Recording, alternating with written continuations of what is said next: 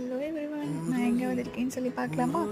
நான் இங்கே இருக்கேன் அப்படின்னா 149 மெட்ரோ ஷாப்பிங் அங்கே தான் வந்திருக்கேன். வாங்க உள்ள போய் பார்க்கலாம். இங்கே நிறைய பிளாஸ்டிக் ஐட்டம்ஸ், நிறைய ஸ்டேஷ்னரி, நிறைய பேக்ஸ் எல்லாமே இருந்துச்சு. அதில் நான் சில திங்ஸ்லாம் பர்ச்சேஸ் பண்ணேன். அது என்னன்னு சொல்லி வீடியோ லாஸ்ட்டில் இருக்குது, வாங்க பார்க்கலாம்.